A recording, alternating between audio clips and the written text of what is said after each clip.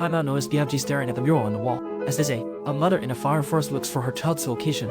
So by now deduced the envelope didn't contain blank paper, instead it contained brine. The real safe is behind the mural. By now took down the mural. Sure enough, there was a safe inside, and the code was indeed 8022, thus by now obtained. All the playing cards except the 10 hearts. Suspense.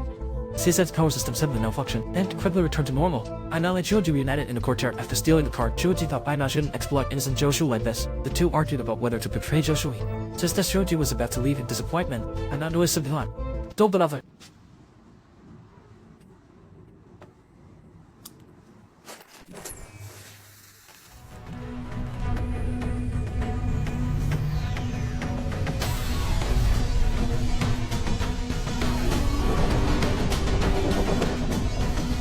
The entire seaside suddenly became a game venue.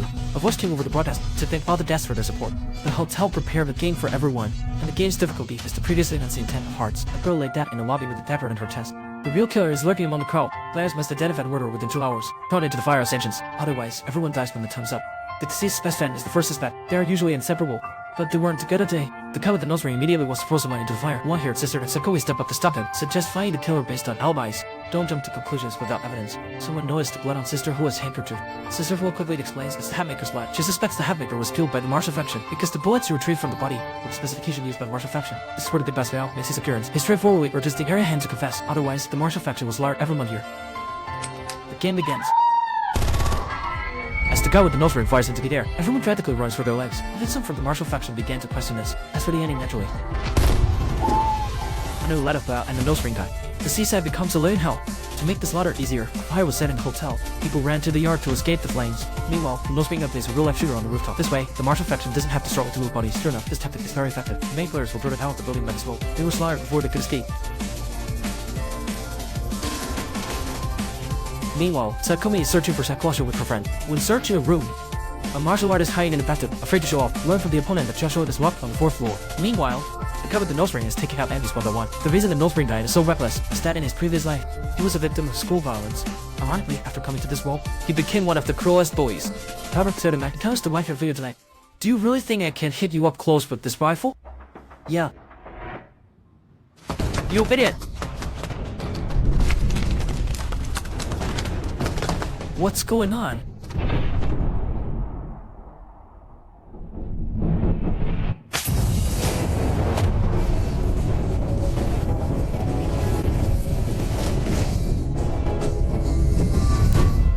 Meanwhile, Shoji observes on the monitor. Someone sneaking around.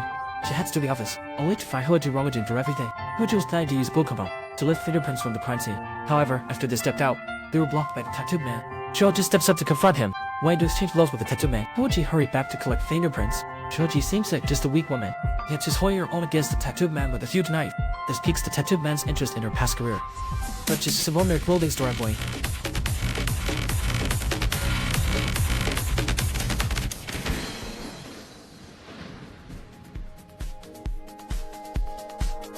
Turns out Shoji comes from lineage of karate masters and an immense body. After the father found Shoji using makeup, he became furious and kicked his son out.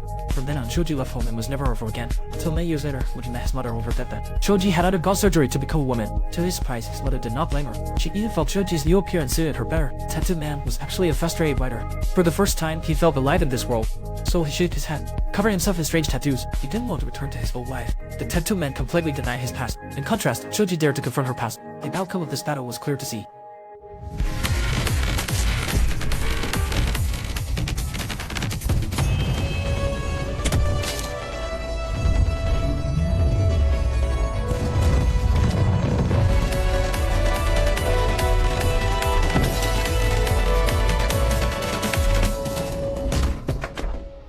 Meanwhile, in the locked room, Joshua struggled and fell, then rubbed his mouth against the floor. Finally, he managed to levitate. Outside, Xiaomai heard Joshua's cries for help. She followed the sound to a door, but the door was locked. At the same time, she was attacked by the Bang faction. Xiaomai used her agility once more.